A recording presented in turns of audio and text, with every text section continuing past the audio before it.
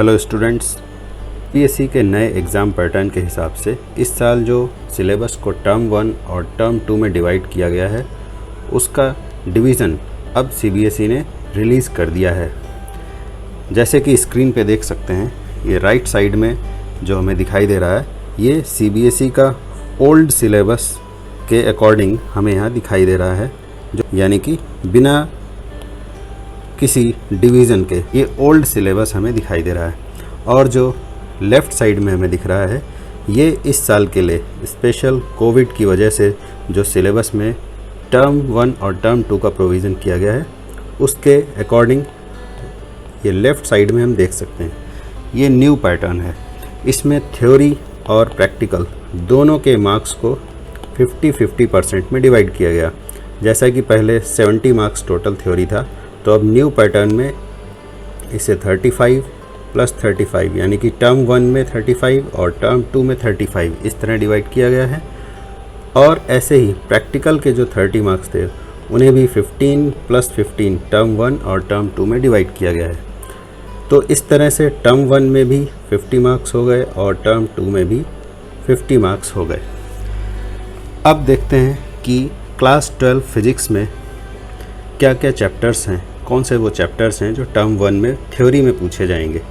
तो स्क्रीन पर देख सकते हैं ये राइट साइड में ओल्ड वाले सिलेबस में हमारे सारे यूनिट्स लिखे हुए हैं, क्योंकि तब एक ही बार बोर्ड का एग्ज़ाम होता था, फाइनल एग्ज़ाम। तो 9 यूनिट्स पहले हुआ करते थे।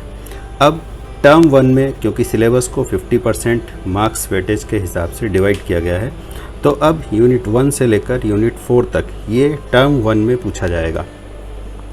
चैप्टर्स वही हैं जो पहले थे। Unit 1 electrostatics, unit 2 current electricity, 3 magnetic effects of current and magnetism and electromagnetic induction and alternating current. तो ऐसे देखने से चैप्टर्स तो सेम ही दिखाई देते हैं दोनों तरफ, ओल्ड और न्यू दोनों पैटर्न में, लेकिन चैप्टर्स के अंदर भी कुछ डिडक्शन किया गया है। ये डिडक्शन कहाँ कहाँ पर हुआ है ये यहाँ पर क्लियरली देख सकते हैं। कुछ टॉपिक्स, ये हमारा ओल्ड सिलेबस वाले टॉपिक्स हैं और ये न्यू सिलेबस, इसमें कुछ टॉपिक्स कम कर दिए गए हैं। अब इनको डिटेल में अगर हम देखें तो पता चल जाता है कि कौन कौन से टॉपिक्स यहाँ से हटाए गए हैं। तो ये जब हम आगे जैसे जैसे सिलेबस पढ़ते जाएंगे तो ये डिस्कशन हमारा कंटिन्यू रहेगा कि कौन से टॉपिक्स अब हमें नहीं पढ़ने नए पैटर्न के अकॉर्डिंग। जैसा कि पिछले वीडियो में बताया गया था कि सिलेबस रैशनलाइज्ड होगा। रैशनलाइज्ड का सीधा मतलब यही था कि कुछ टॉपिक्स यहाँ से हटा दिए जाएंगे, क्योंकि ऑब्वियसली इस बार पेंडेमिक की वजह से फोकस भी कम हो पा रहा है पढ़ाई में, टाइम भी कम मिल रहा है। इसी तरह से सेकंड चैप्टर है, इसमें भी हम देख सकते हैं कुछ रिडक्शन यहाँ मिलेगा। पूरा चैप्टर तो नहीं हटाया गया है, लेकिन चैप्टर के अंदर से कुछ टॉपिक्स को ज़रूर हटाया गया है। देन करंट इलेक्ट्रिसिटी में भी इसी तरह से कुछ हमें डिडक्शन देखने को मिलेगा। ओल्ड और न्यू वाले में कुछ टॉपिक्स यहाँ से हटा दिए गए हैं। यूनिट 3 और 4 में भी इसी तरह से कुछ डिडक्शन हमें देखने को मिलेगा। जैसे कि यहाँ भी देख सकते हैं मैग्नेटिज्म एंड मैटर, जो पहले काफ़ी बड़ा चैप्टर था, अब उसमें से सिर्फ एक पोर्शन ही हमें एग्ज़ाम के लिए तैयार करना है। इसी तरह का deduction moving charge and magnetism में भी हमें देखने को मिलेगा। और यूनिट 4 जो कि इलेक्ट्रोमैग्नेटिक इंडक्शन और अल्टरनेटिंग करंट पर बेस्ड है, यहाँ भी कुछ डिडक्शन हमें देखने को मिलेगा। तो ये टर्म 1 के थ्योरी एग्ज़ाम की बात हुई। इसमें मार्क्स डिवीज़न चैप्टर वाइज क्या होगा ये भी यहाँ पर बता दिया गया है कि चैप्टर वाइज किस यूनिट से कितने मार्क्स का वेटेज रहेगा। इलेक्ट्रोस्टैटिक्स से 17 marks, current electricity, magnetic effect of current and magnetism और electromagnetic induction and alternating current, यहाँ से 18 मार्क्स। तो टोटल इस तरह हमारा हो जाता है 35 मार्क्स। ये तो रही थ्योरी की बात। और जैसा कि पहले ही बताया गया है कि टर्म 1 का एग्ज़ाम ऑब्जेक्टिव MCQ टाइप का होगा और वो स्कूल में ही कंडक्ट कराया जाएगा ऑनलाइन मोड से। अब प्रैक्टिकल के सिलेबस की बात करें तो प्रैक्टिकल में भी जैसा कि अभी डिस्कशन हुआ कि 30 मार्क्स का प्रैक्टिकल पहले होता था, इसे टर्म 1 में और टर्म 2 में 15 + 15 में डिवाइड कर दिया गया है। और इसी तरह से जो प्रैक्टिकल का सिलेबस है वो भी 2 पार्ट्स में डिवाइड हो गया है।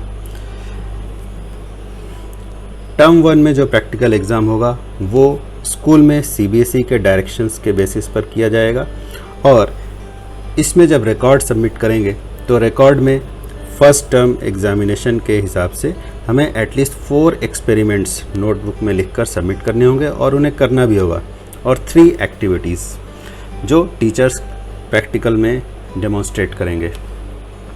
और एग्ज़ाम जब होगा, एग्ज़ाम भी यहाँ पर देखो पहले होता था 30 मार्क्स का, अभी ये टर्म 1 में 15 मार्क्स का होगा। और ये 15 मार्क्स का डिवीज़न किस तरह होगा, 2 प्रैक्टिकल आपको करने होंगे जिनका वेटेज होगा 8 मार्क्स, रिकॉर्ड के 2 मार्क्स, और वाइवा और एक्टिविटी के लिए 5 मार्क्स। तो इस तरह टोटल 15 मार्क्स यहाँ पर हमें मिल जाएंगे। ये एक्सपेरिमेंट्स की लिस्ट है जो हमें टर्म 1 में करनी है। 1 से लेकर 6 तक एक्सपेरिमेंट दिए हुए हैं। Out of this 6 we have to perform 4 experiments, इनमें से 4 एक्सपेरिमेंट्स हमें करने हैं। और ये टर्म 1 के लिए 6 एक्टिविटीज़ दी गई हैं। तो पहले की तरह अब नहीं होगा, पहले जैसे बोर्ड एग्ज़ाम होने वाला होता था तो उससे कुछ समय पहले, हालांकि वो ठीक नहीं था, फिर भी कुछ स्टूडेंट्स एग्ज़ाम से कुछ समय पहले, 1 महीने पहले अपने सारे प्रैक्टिकल एक साथ करके फिर एक साथ रिकॉर्ड प्रिपेयर करते थे। तो इस बार ऐसा नहीं करना है। इस बार आपको टर्म 1 में हाफ वेटेज है, तो उसी के अकॉर्डिंग 4 प्रैक्टिकल्स और 3 एक्टिविटीज़ आपको नोटबुक में, अपनी प्रैक्टिकल रिकॉर्ड नोटबुक में रेडी कर लेने हैं। और बाकी के जो 4 एक्सपेरिमेंट्स होंगे, 3 एक्टिविटीज़ होंगे, वो टर्म 2 प्रैक्टिकल एग्ज़ाम के लिए आपको रेडी करने होंगे। और ये जो बाकी का सिलेबस है यूनिट नंबर 5 से लेकर 9 तक, ये टर्म 2 में पूछा जाएगा।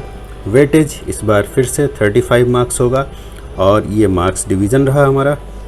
यूनिट 5 एंड 6 इनका वेटेज होगा 17, यूनिट 7 एंड 8 इनका वेटेज होगा 11 मार्क्स, और यूनिट 9 जो कि सेमीकंडक्टर डिवाइसेस है, इसका वेटेज होगा 7 मार्क्स। तो टोटल 35 मार्क्स टर्म 2 में पूछा जाएगा, यानी कि 50% ऑफ टोटल वेटेज।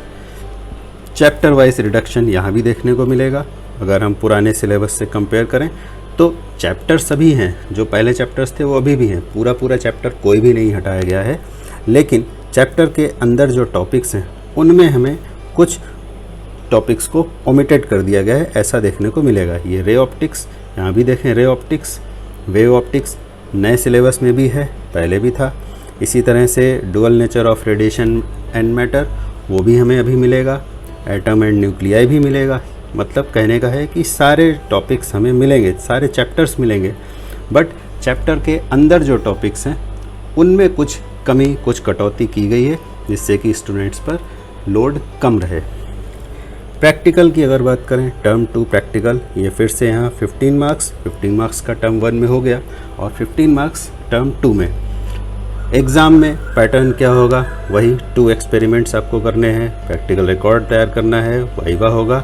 मार्क्स का वेटेज सेम तरीके से डिवाइड किया गया है, 8 मार्क्स 2 एक्सपेरिमेंट्स के लिए, 2 मार्क्स प्रैक्टिकल रिकॉर्ड के लिए, 5 मार्क्स वाइवा और एक्टिविटीज़ के लिए। तो टोटल यहाँ हो गए 15 मार्क्स। एग्ज़ाम का पैटर्न क्या होगा, इस बार इंटरनल और एक्सटर्नल दोनों एग्जामिनर आएंगे। टर्म 1 में सिर्फ स्कूल के जो टीचर हैं हमारे, वही एग्ज़ाम कंडक्ट कराएंगे, लेकिन जो टर्म 2 का एग्ज़ाम होगा उसमें इंटरनल और एक्सटर्नल दोनों एग्जामिनर अवेलेबल होंगे और उनके सुपरविज़न में ये एग्ज़ाम कराया जाएगा। बट आपको उसी तरह से करना है जैसे टर्म 1 में किया था, मतलब 4 एक्सपेरिमेंट्स रिकॉर्ड में होने चाहिए, 3 एक्टिविटीज़ जो टीचर्स डेमोन्स्ट्रेट करेंगे वो होने चाहिए। एग्ज़ाम के दिन क्या करना होगा वहाँ भी कोई चेंज नहीं है, बस इतना डिफरेंस होगा कि एक्सटर्नल एग्जामिनर भी वहाँ पर रहेंगे। 6 एक्सपेरिमेंट टर्म 1 में बताए गए थे, उनमें से हमें 4 करने हैं कम से कम, और यहाँ भी 6 एक्सपेरिमेंट बताए गए हैं, इनमें से कम 4 एक्सपेरिमेंट्स हमें करने हैं, हमारे रिकॉर्ड में नोट डाउन किए होने चाहिए, रेडी होने चाहिए। टर्म 2 में जो एक्टिविटीज़ हैं वो ये रही, इनमें से हमें कम 3 एक्टिविटीज़ अपने रिकॉर्ड में नोट करके रखनी है। तो इस तरह से प्रैक्टिकल का जो पैटर्न है टर्म 1 और टर्म 2 दोनों में सेम ही है, यहाँ पर कोई ख़ास चेंज देखने को नहीं मिलेगा। लेकिन एग्ज़ाम का जो तरीका है टर्म 1 में, जैसा पिछले वीडियो में बताया गया है किस तरह से एग्ज़ाम कंडक्ट होगा, MCQ होगा, सेकेंड टर्म में डिस्क्रिप्टिव टेस्ट होगा, तो वो सारी जानकारी आप पिछले वीडियो में देख सकते हैं। तो अब हमने सिलेबस जान लिया है, चैप्टर वाइज क्या क्या ओमिशन हुए हैं ये चैप्टर पढ़ते समय हम उनको डिस्कस करते हुए आगे बढ़ेंगे।